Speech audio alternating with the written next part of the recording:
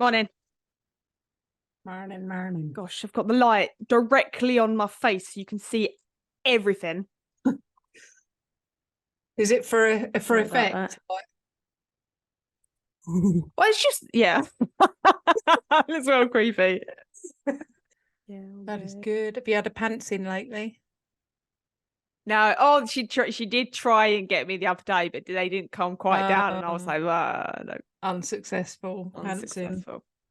Yeah. Oh, you wait, on holiday, we're going to be on the boat, and she's going to be like on her camera, like, oh, look at that, wow, and I'm going to go, pants. Yes.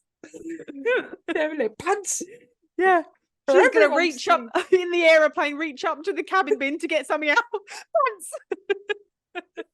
Yeah, you'll have to encourage her to wear something. You've got to wear something comfy for the we've flight. got joggy bottoms. Yeah, we've got joggy bottoms for the flight. Maybe you should put like a pair of like cycling shorts or something under yours secretly. just in case the unexpected pantsing comes. Exactly. Then you can just be like, the pantsing, but I'm in my shorts. Yeah, in your face. She'll be like, oh, can you reach up there really high and grab that for me, please? You'll be like, absolutely not. I wouldn't. I'd be like, yeah, sure. Because I'd forget about the pantsing. Yeah. And then I'd be publicly pantsed. Yeah, public pantsing. Cool. Random blam, go. Oh, I was just about to get in there. Why do I forget about this? Every time we record, I forget about random blams. You don't learn, do you? You don't learn. I don't learn. A random blam. Oh, somebody once told me that they didn't want to speak to me because they thought I looked like a bitch. There you go. That's a good one. Yeah. We became friends after that, but she was like, oh, I didn't want to speak to you because I thought you was going to be a right bitch. I don't think you look like a bitch. Oh my gosh, my face really does. When Have you got resting bitch face? Really, really bad, yeah. I look like I'm constantly raging. When I edited the episodes and I put them on, I think, God, my face looks so disinterested. When I'm listening to you, I look like fuming. Yeah.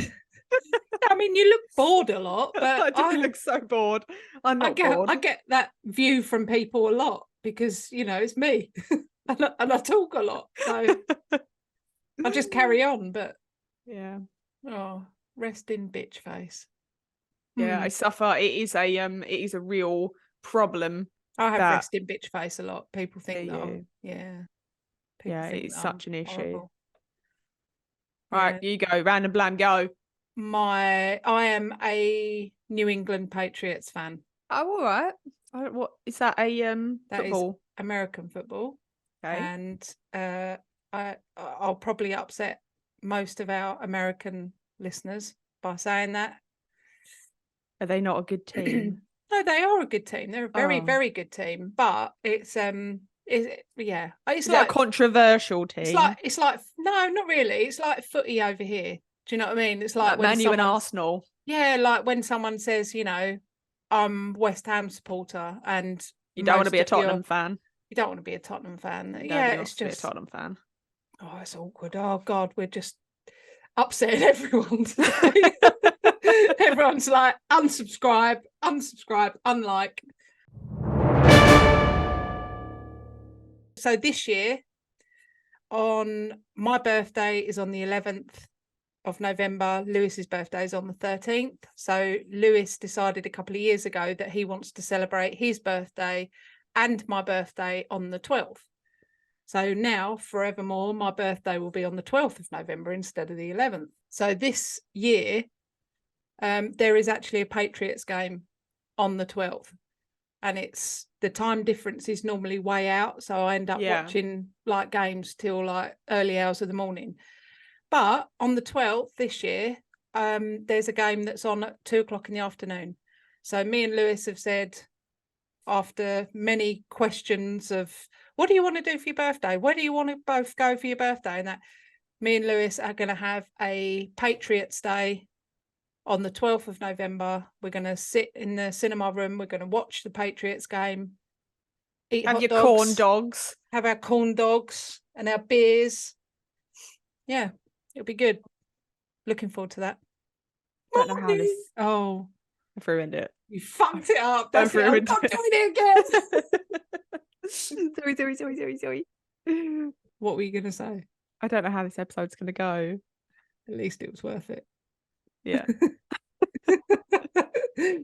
Josie said to me this morning, I can't remember what I went to say. I went to say something, it didn't work. She went, what goes on in your head? She said, I can imagine that in your head, there's just somebody on a penny farthing just going round and round and round. Yeah. Yeah. Yeah, and I was like, you're pretty accurate there. And it goes to grab for words and it just fucking misses, cycles right past them. Yeah. My brain constantly does that. It sits there and goes, what were we doing? What were we talking about? I'm pretty sure it was something important. And then something else goes, nothing's important. Nothing you say is that important. And I'm like, no, that's true. And then by that time, about half an hour's gone by. Yeah. Someone's been talking to me and I've been going, listening to myself going, what was it? What were you going to say? Oh, do you remember the picture of that guinea pig the other day? That was I love guinea pigs. And Claire goes, do you want to or not? And I go, yeah. Yes, I do. And she's like, really? And I'm like, well, and I think, oh God, I'm too deep. I'm too deep. I'm like, I don't know. What do you want to do? It's up to you. You decide. Oh, fuck.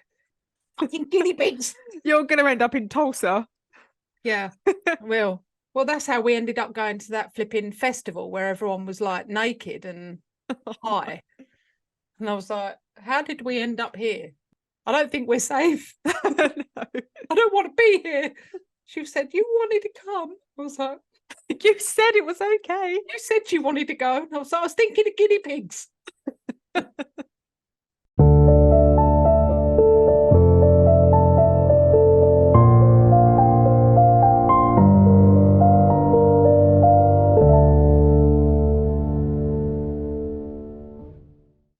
Morning. Morning, everyone. Well, today's episode is not one that I'd ever heard of, to be honest, until I was doing some research and I come across it and I was like, that is creepy enough. So today, the phone stalker. So February 2007. 3 families were living in a quiet suburb of Washington, and they started to receive strange phone calls from an unknown source. So it all started with the Kuykendall family. 16-year-old Courtney Kuykendall's phone started acting weird. It had been sending text messages to her friends of its own free will. Oh. Just one single word, and it was clearly meant to be derogatory. Oh. And it was sent to a few of Courtney's friends. What word? Gay. Oh. Gay. Courtney's best friend and also neighbour, Taylor McKay, received one of these messages. And she was shocked because it was very out of character for Courtney. She wouldn't send, just a random message to her friends, just saying gay. So she confronted Courtney about it, and she said, why did you send that? What was the point in sending that? Yeah. But Courtney was like, I didn't send that. She was so confused by it, and she went through a text log and realized that it had been sent to a few different people, and she hadn't done it. She had not sent that message. But things very quickly took a much darker turn. After the strange text message incident, Courtney started to receive a barrage of phone calls from somebody with a scratchy voice. Every day, declarations of hatred and threats of murderous intent were coming in at all hours of the day and night. One day, Courtney received a phone call simply saying, I know where you are. I know where you live. I'm going to kill you. And as if that wasn't terrifying enough, after deciding that she wouldn't answer her phone anymore, so she'd be receiving these phone calls all the time, answering it like, hello, and receiving all these death threats and things, she thought, I'm not going to answer my phone anymore. And she ignored all the calls, and she ignored the voicemails, and she ignored the texts. Her phone rang one day, and instead of the upbeat, chirpy, ringtone that she was used to hearing, the ringtone had been changed to the caller's voice, saying over and over, "Answer the phone. Answer the phone. Answer the phone." That's creepy, isn't it? The death threats started to escalate. The caller was now promising to slit the entire family's throat, kill the family's pets. The caller even said that they would kill her grandparents, and they named these people. So they named the family members, they named the family pets, and they named the grandparents. God, that's terrifying, isn't it? Mm-hmm. My family, particularly Claire, are feisty. So like they can handle themselves. But I tell you what, you come for my pets, I'm going to take you down. Uh-huh. No one could understand how or why this was happening. Courtney was a popular, well-liked teenager. She was 16. She was in high school. She didn't have any enemies at the school that she knew of. So no one could explain why she was the target of these like terrifying phone calls. And it wasn't long before Courtney's mum, Heather, started receiving very similar calls and texts. Along with the calls, the family were now also hearing banging and knocking on their doors and windows at night. The family would sit like huddled together in the front room. They would hear this banging and this knocking, and they would phone the police, and they would just sit huddled together waiting for the police to arrive. But the noise always stopped before the police got there. There was never anybody there. The police never found anybody. So they didn't know, was the caller just stalking their phones, or was he watching the house? Did he know where they all lived? And so they just had no idea. But they soon got their answer when the calls and text messages started describing in great detail what they were wearing and what they were doing. Oh my God. The caller also seemed to know who was in the house at the time. The family started to grow very fearful and went to the police. But the police were like, I don't know. Is that a direct quote? What are you coming to me for? Police were like, whatevs. No, the police were dumbfounded. They said that they didn't know of any technology that could change somebody's ringtone or send texts from their phone without physically coming into contact with that person's phone. So they had no idea. No, they had no idea. They knew that you could stalk people and have a barrage of phone calls. Yeah. Exactly, but not to the extent of what was going on. So they advised the family to change phones, change phone numbers, change phone providers. The family also started covering the cameras on their phones with tape in case the caller was spying on them that way. So do you remember when webcams were quite a massive thing and everybody started covering their webcams? Yeah. In case people could see through them. I can't see you anymore. So they started covering the cameras in case he was using the cameras to spy on the family. So the family also took to turning off their phones at night or, when they wasn't using them or anything like that. But what was happening was that they would turn their phones off, but then the phones would turn back on like a few minutes later. God. So they just had no control over their phones. How is that even possible? How is it even possible to turn someone's phone on? We will discuss that at the end. Oh, please don't let me be in the house. Courtney's mum, Heather, also changed all the locks on the house and installed a completely new security system. But horrifyingly, once the new system had been installed, Heather received a voicemail from the caller bragging about knowing the code to arm and disarm the new system. And he left the voicemail and he told her what the code was. No. He knew absolutely everything. And soon after this, 2 neighbouring families began to receive the same calls. Now, one of the neighbours was a relative of the Kuykendall family, and the other neighbour was Courtney's best friend, Taylor McKay, and her family. So Taylor McKay soon became another victim of this caller, and she would receive just as much harassment as Courtney had. Because of how the name appeared on the screen all the time, the caller, they actually gave him the nickname of Restricted, because whenever it would call up, that's how it would show. It would come up as restricted. So whenever they spoke about him in conversation, it was always, Restricted called, Restricted said this, Restricted said that. So that's how they always referred to him. And not only were the three families now receiving threatening phone calls, they also were receiving voicemails of, like, they were recordings of their day-to-day conversations. So they would be sitting in the family room having a conversation, and then somebody's phone would go off, and then the voicemail would play the conversation that they just had. Yeah. And there was even a voicemail left, which was a recording of the conversation the Kuykendalls had with the police officer at the station. So when they went to the station to report what was going on, that had been recorded and then sent to them. And it was almost like a threat, like, don't go to the police type threat. And a terrifying call came in one day to the McKay family. Andrea McKay, who is Taylor's mother, said that while her kids were in school, Restricted called her and said, there will be a shooting today at the school, so don't send your kids. They will be dead. So dead. Oh my God. So she immediately got in touch with the school to make sure that her children were safe. And thankfully, nothing happened. There was no, shooting at the school.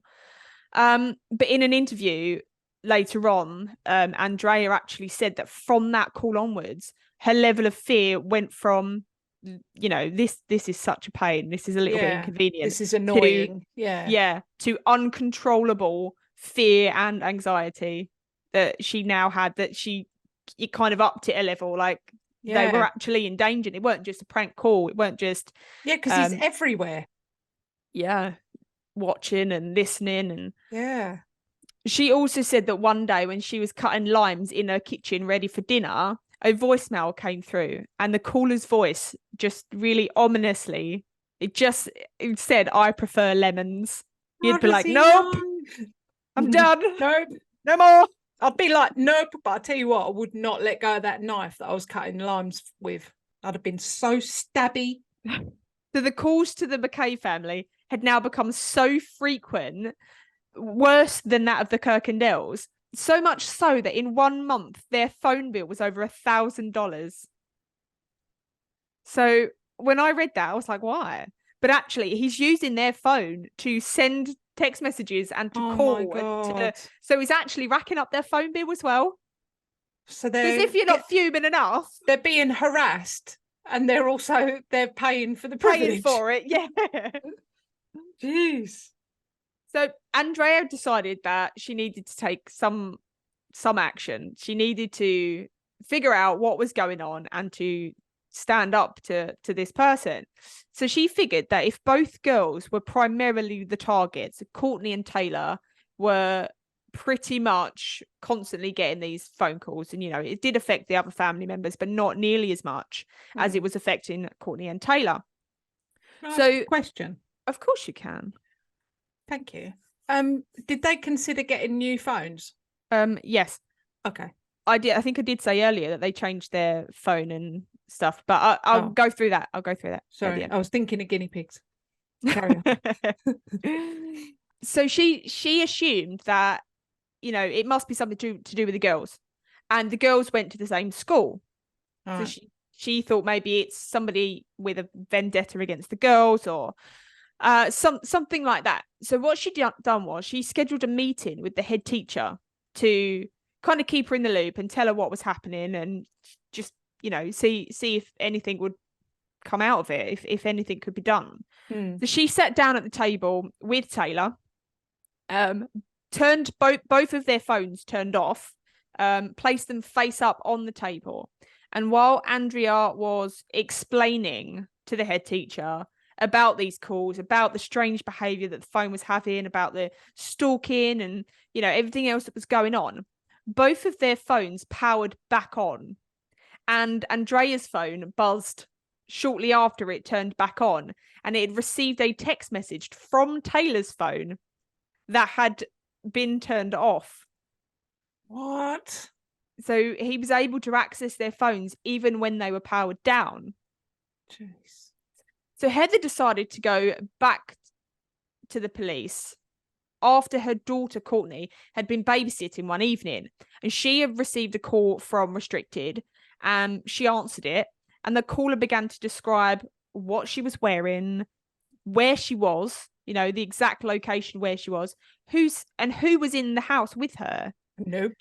So she quickly hung up the phone and looked about. She looked out the windows, if anybody can see who's in the house with her, and they must be close by. So she kind of had a little search about, but she didn't find anything. And the police still had no idea how the stalker was able to do what he was doing. They knew of phone hacking. They'd encountered that before. They knew of stalking. They'd encountered that before. But this was just like a completely on a different level. Yeah. So the police contacted the cell providers to see if they could get a better understanding of how this would work. But they were also perplexed, completely baffled by what they was being told. They actually said that, to their knowledge, what the family claimed was happening to them was impossible. They said to the police that the technology to do what was being done just didn't exist. It was 2007, but there was polyphonic ringtones and other. I mean, Snake. I wouldn't think, snake. I wouldn't have thought that was possible now, to access someone's phone when it's powered off. It scares me. So the providers tried to trace the source of these restricted phone calls, but what they found was it was all coming from Courtney's phone. It's coming from within the house. It was coming from within the house. So this cast a lot of doubt over the allegations. The police were skeptical anyways, because they didn't think that it could be happening. And now that they'd just been told that actually it was coming from one of their own phones, they was able to get search warrants. I think they were able to get 8 search warrants for the family and their home, but they turned up nothing. They didn't find anything. They went through the phones and, found all the text messages and voicemails and things. But so did it look like it had been actually sent? Like, were the messages on both phones looking like they'd been sent? It's not clear. It did say that when she first sent she didn't. When the phones first sent the message saying gay, she was able to see that message had been sent. So I'm assuming that she went on a call log, it would be like, oh God, he's called all of these people. It's going to cost me a fortune. I guess. So I'm guessing that it would have provided a trail. Yeah, but the trail stops there, doesn't it? So it's like... Yeah. So because the police had turned up nothing, they still had no idea. They then enlisted the help of a specialist technology investigator, which is a really cool job title. It is, isn't it? Specialist technology investigator. So it's his job to investigate any, specialist technology. Exactly. And he spent over 50 work hours trying to locate Restricted and trying to find out where it was coming from. And he also found nothing. So FBI investigators were contacted, and surveillance experts within the FBI told the police that hackers actually would have no trouble doing what Restricted had been doing. Really? And they said that it's actually incredibly easy to spoof a phone number. Now, for those of you that don't do this, because hopefully that's everyone. Yeah.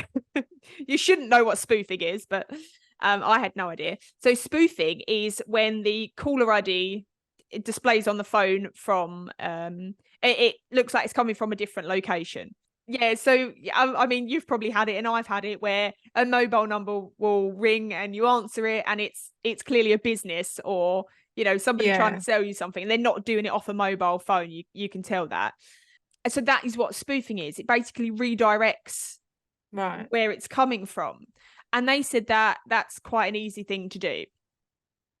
So despite it being easy enough to do, they said that it was virtually impossible to trace where the spoof number was actually coming from.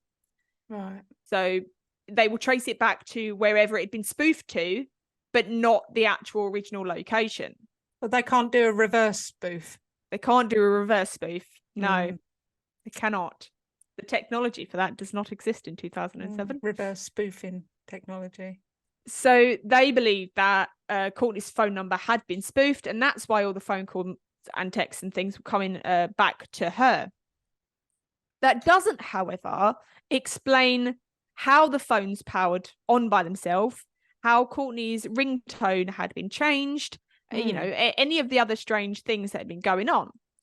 But the FBI surveillance team believed that Courtney's phone had been infected with a virus. Now, this virus was called the roving bug. And this was a technology that the FBI had already been using. And they used it to keep tabs on mob bosses and to gather evidence of, you know, deals and things like that were going on before they made an arrest. So they was quite aware of how this would happen. So when the roving bug is installed on a phone, the phone can then be accessed remotely. So without any need for physical access, and whether the phone is on or not. So that would then explain how texts were being sent when the phone was off and, you know, these sort of things. But what they couldn't understand is why a 16-year-old girl's phone would be infected with this bug. It was cutting edge technology at the time, and it was only being used by the FBI. And also, it didn't explain why the stalking continued after Courtney got a new phone and got a new phone number, because the bug would have been the phone that she had was the one that was infected. Yeah. So one theory is that Courtney had downloaded a polyphonic ringtone from Myspace, and it was that ringtone that had the virus. So do you remember when polyphonic ringtones were the best, and you used to get magazines and create your own polyphonic ringtone? God, miss those times. But they believe that obviously if she got a new phone, she'd want the same ringtone. So she would then re-download the ringtone, which was infected with the bug, which would then infect the new phone. So the hacker would still have the same access. So he would then also have access to all of the contacts on her phone. So he would then have her mum's number, her dad's number, her family member's number who lived next door, her best friend's number who lived opposite. She's literally got to start like everything completely from scratch. Yeah, burn it. Get rid of it. But the family. But wait. The family changed phones and phone providers 3 times. And each time they did, they would receive a new message from restricted. So he knew that they were changing. That must be so annoying. All that expense and trouble and changing your phone number, letting everyone know that you've changed your phone number, all of that. And then he goes, hi. It's me again. Hi. I'm the problem. It's me. You forgot to add me to your contacts, but don't worry, I've done it. And they're like, oh. Yeah. So the phone calls, the messages, the voicemails, they continued every night for 4 months before it suddenly stopped. Oh. No one was ever caught. No one has ever had any idea how or why this happened to the families. No. What is unsolved? Completely unsolved. How completely dare you? Experts have suggested that the caller would have needed expert technology skills and a whole range of different hacking techniques in order to accomplish what was being done. So had the, you know, the roving bug is one theory that Courtney's phone was infected with that, but it doesn't explain some of the other things that were going on, you know, why she changed phones 3 times and still infected. Another theory is that he was an expert hacker, absolutely expert, but that also didn't explain why it targeted Courtney. And they assumed that it was a teenage boy that had some sort of vendetta, and most teenage boys wouldn't have that level of technological expertise or hacking equipment or, you know, anything like that. Was it all a hoax? Was it cutting edge technology used by the FBI that somehow found its way onto Courtney's phone? Yeah. How was the microphone accessed and able to record their conversations? Yeah, because the conversation was recorded even when they were in the police station. Yeah.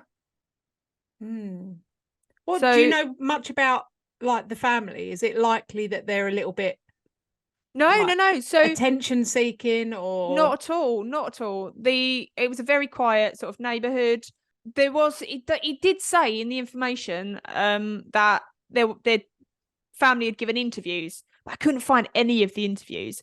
But there was quotes from the interviews, and Courtney said, you know, why would I do this to my family? What do I get out of doing this? And her own family said she did not send these messages. They was quite adamant that it was not Courtney that had done all of these things. Well, they had the 2 phones on the desk when they went to see the principal. Yeah, is that right? Yeah. So but that was Taylor's and Andrea's, so the neighbours. Ah, okay. So I was going to say, so that would be like a witness to actually seeing it coming in, but yeah.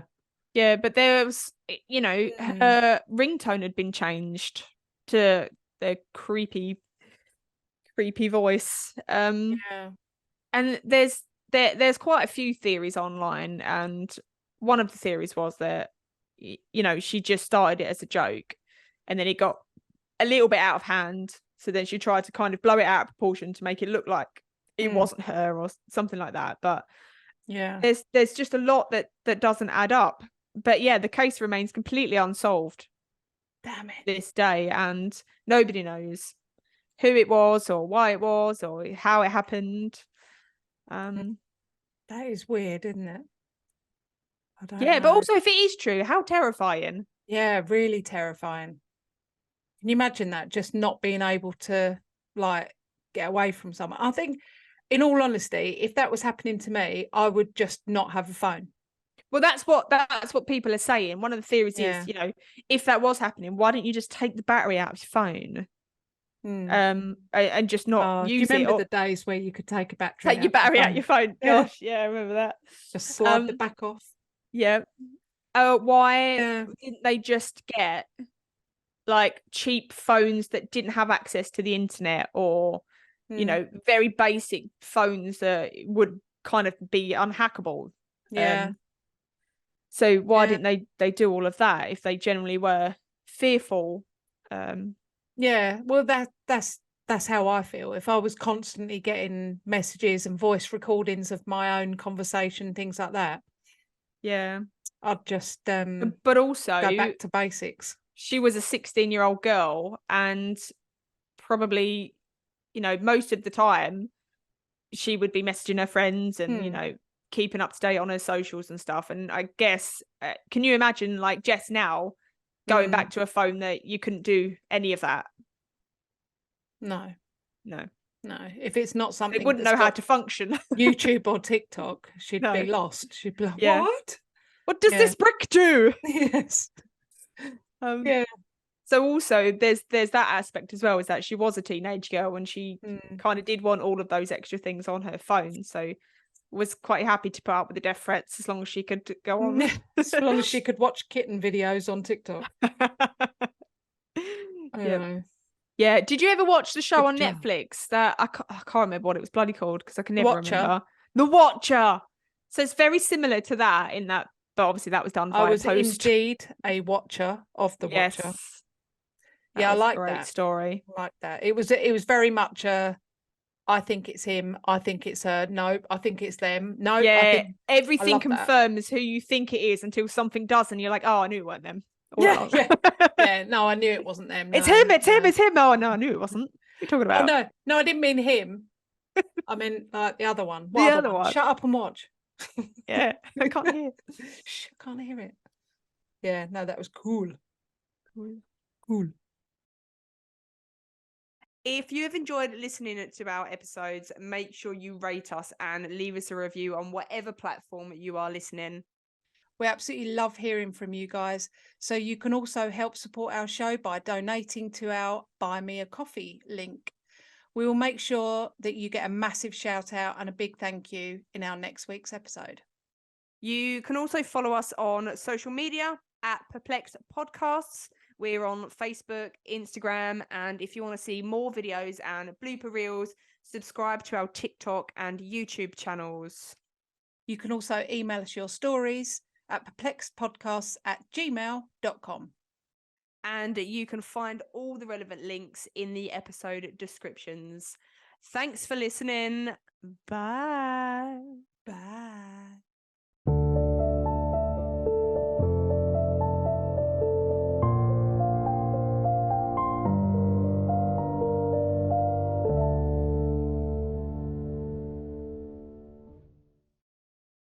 Halloween episode. Oh, you broke What? up then. You broke up then. You broke up then. It wasn't me, it was you. You and we're super excited. We've got oh. Just fucking just cut it all out.